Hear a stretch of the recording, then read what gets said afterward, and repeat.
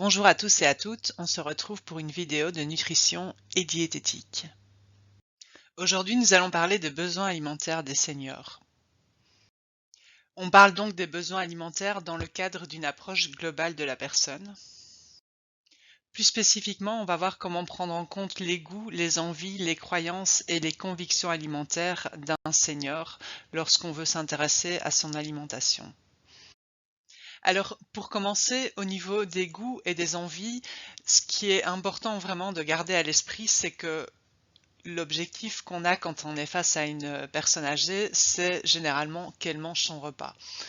Si on veut qu'elle mange son repas et qu'on prend en compte ses goûts et ses envies, on aura beaucoup plus de chances qu'elle le mange que si on ne le prend pas.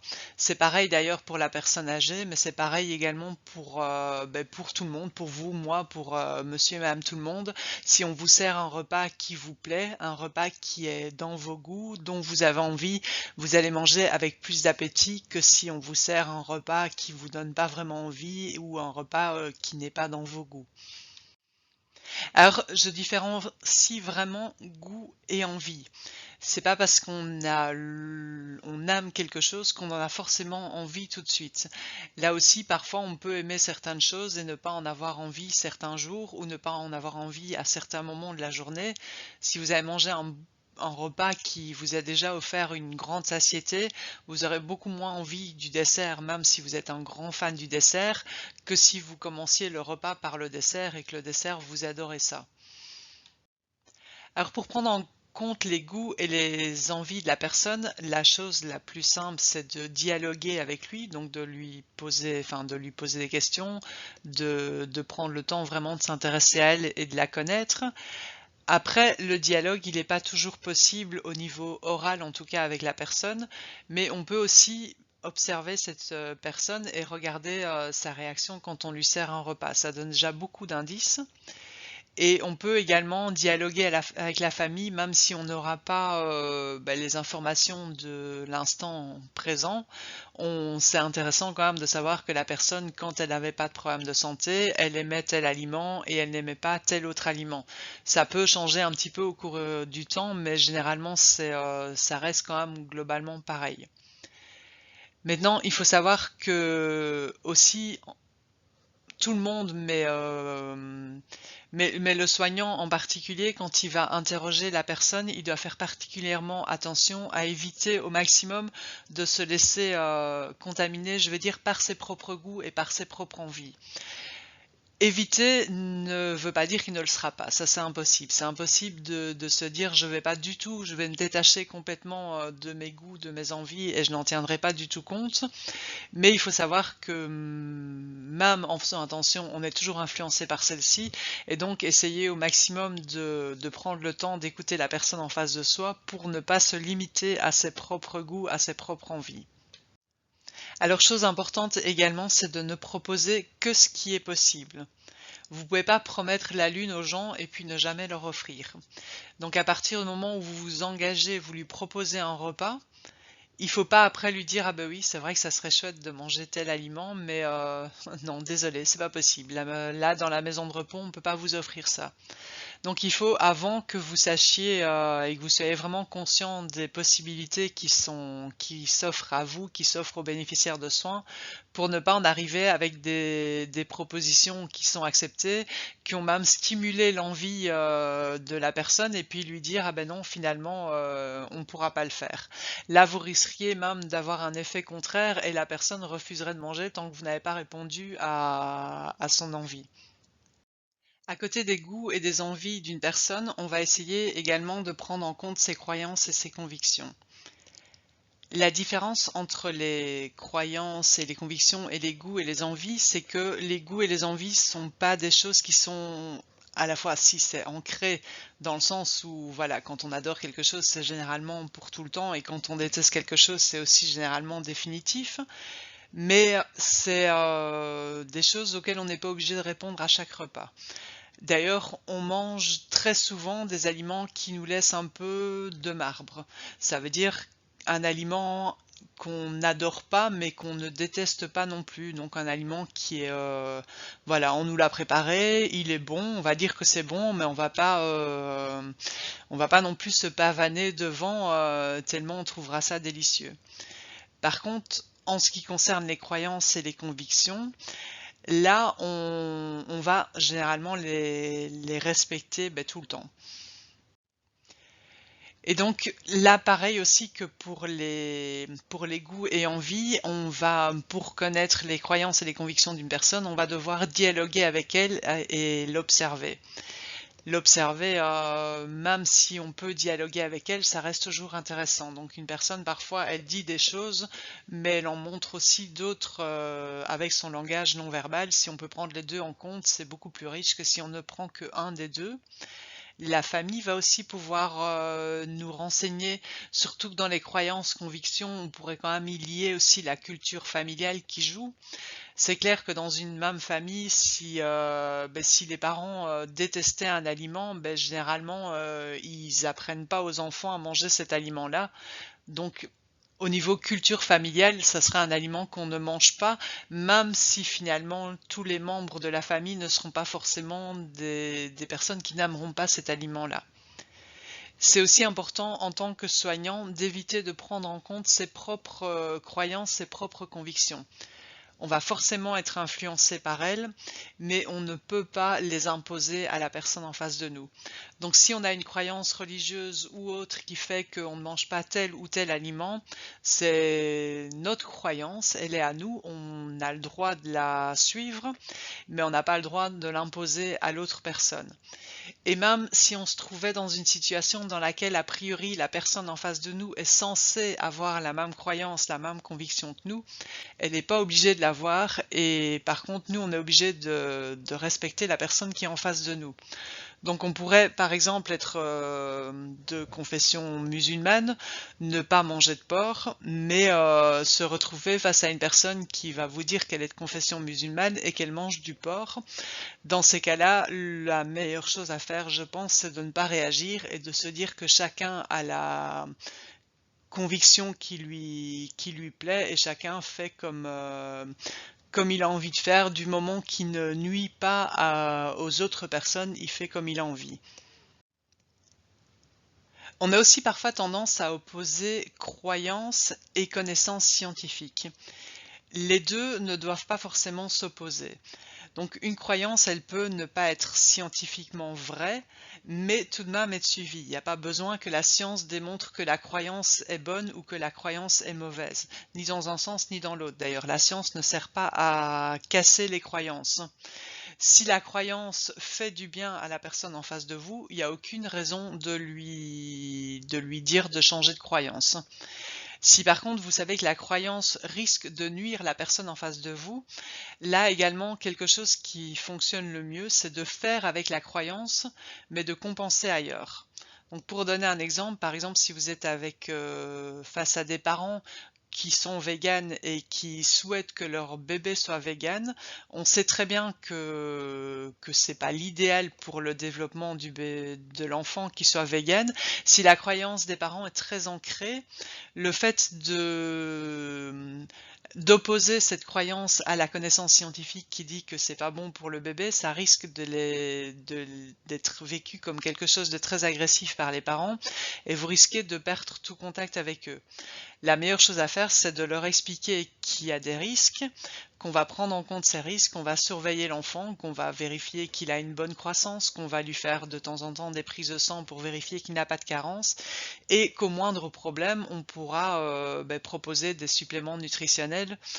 Et peut-être qu'au moment où les parents verront que dans la prise de sang, il y a quelque chose qui ne va pas bien, peut-être qu'à ce moment-là, eux-mêmes prendront la décision de réintroduire des produits d'origine animale. Peut-être pas. Maintenant, les parents, en général, veulent le bien de leur enfant, donc s'ils ne réintroduisent pas les produits d'origine animale, je pense que dans la plupart des cas, ils ne refuseront pas, en tout cas, de prendre des suppléments nutritionnels pour que leur enfant ait la meilleure évolution possible. Alors ici, je vous ai mis de manière pas du tout exhaustive plusieurs tendances de croyances, de convictions qu'on pourrait retrouver avec un lien au niveau de l'alimentation.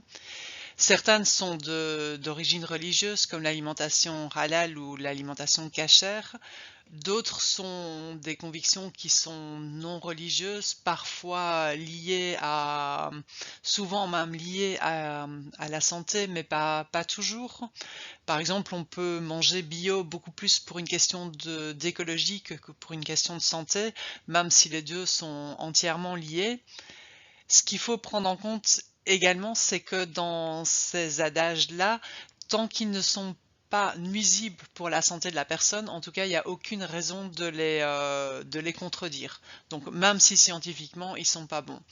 Par contre, quand on tombe dans une extrême, et quel que soit l'extrême de toute façon, mais ici, ce qui nous intéresse, c'est une extrême au niveau des choix alimentaires, on a régulièrement là un risque de dérive. Et par exemple, le low fat, si vous le poussez à l'extrême et que vous décidez de ne plus manger du tout de gras, ou le low carb, vous décidez de ne plus manger du tout de sucre, ben là, vous êtes vraiment dans des extrêmes qui vous conduisent à une alimentation qui est totalement déséquilibrée et qui peut être néfaste à plus ou moins long terme pour votre santé. Et à côté de la santé, il y a aussi parfois l'impact sur le social qui joue. Si vous refusez complètement de manger quelque chose qui n'est pas parfaitement, enfin qui ne respecte pas parfaitement l'alimentation bio, par exemple, vous vous privez quand même de toute une série de contacts sociaux chez vos amis. Vous n'allez pas leur imposer de vous cuisiner que des aliments bio. Au resto, c'est aussi rare que vous n'ayez que des aliments bio. C'est pareil pour les véganes, ça va vous exclure de certains contacts sociaux. Après, voilà, c'est pas forcément nuisible de s'exclure de certains contacts sociaux. Peut-être aussi parfois que le but est de rentrer dans une nouvelle communauté et qu'on se plaît bien dans cette nouvelle communauté. On n'est pas là pour juger, pas du tout. C'est juste quelque chose à prendre en compte, c'est que peut-être que la personne le fait, mais que visiblement ça lui convient pas à 100% et parfois ça vaut la peine un peu d'en discuter sans vouloir vraiment changer les choses, simplement mettre des mots dessus. Le changement, il ne doit pas venir de toute façon du soignant, il doit venir de la personne concernée en elle-même. C'est elle qui en parlant, en nous racontant son histoire, peut prendre conscience que finalement ça lui convient pas et faire qu'elle change. On voit également, par exemple, ici le gluten free, par exemple, c'est quelque chose où il y a eu à un moment donné une opposition entre les personnes chez qui il y avait un effet qui était placebo ou qui était simplement inconnu au niveau scientifique et l'effet scientifique en lui-même. On a toute une série de produits sans gluten et a priori, au niveau, si on prend des œillères et qu'on ne regarde que le monde médical, le sans gluten est destiné aux malades cœliaques. À un moment donné, il y avait même un remboursement des produits sans gluten qui se faisait sans vraiment de contrôle. On a estimé qu'il y avait des abus, que finalement on payait les produits sans gluten pour toute la famille du malade cœliaque. Et l'INAMI a voulu mettre un frein là et ne rembourse maintenant plus que qu'un certain forfait par mois. Mais également, on rembourse ces produits-là sur base d'une biopsie qui montre clairement qu'il y a des lésions au niveau de l'intestin qui sont typiques de la maladie cœliaque. Et donc, on ne remboursera pas les autres, enfin les personnes qui n'ont pas ce type de lésions-là. Alors que c'est important tout de même de prendre en compte que certaines personnes ne mangent pas de gluten et se sentent sincèrement mieux et ne méritent pas finalement qu'on les contredise là-dessus parce qu'elles ne mettent pas du tout leur vie en danger. Donc ça revient à ce que je vous disais précédemment, c'est qu'on ne doit pas se servir de la science pour casser les croyances, les convictions des personnes. Et parfois, il n'y a aucune explication, mais il y a en tout cas, on observe un mieux-être chez la personne et ben, il n'y a pas de raison de s'en priver. Alors je voulais revenir un peu sur l'origine de tous ces adages au niveau de l'alimentation. On peut différencier en plus ou moins trois origines de ça. Donc il y a une origine qui est liée aux croyances, aux convictions religieuses. Donc c'est des choses qui sont ancrées dans notre cerveau, mais qui ne sont pas forcément scientifiquement démontrées. On a les croyances, les convictions qui viennent de prescriptions plus ou moins éloignées de la médecine, mais tout de même de prescriptions médicales. Donc le médecin et la diététicienne en premier lieu, normalement ce sont les deux soignants qui donnent des conseils au niveau de l'alimentation. Mais quand vous êtes infirmière, vous parlez aussi de l'alimentation, les kinés vont aussi parler de l'alimentation. Enfin, finalement, dans tous les soins de santé, tout le monde est plus ou moins convaincu sur l'importance d'avoir une bonne alimentation. Et alors, comme troisième source de ces adages au niveau alimentation, on a aussi la culture qui joue, que ce soit la culture au sens proche, j'ai envie de dire, donc la culture familiale, mais aussi la culture du pays dans lequel on vit, ou même la culture d'un pays dans lequel on est allé et on est revenu avec cette culture-là, parce que voilà, on a apprécié cette culture et on a envie de se l'approprier, c'est tout à fait possible.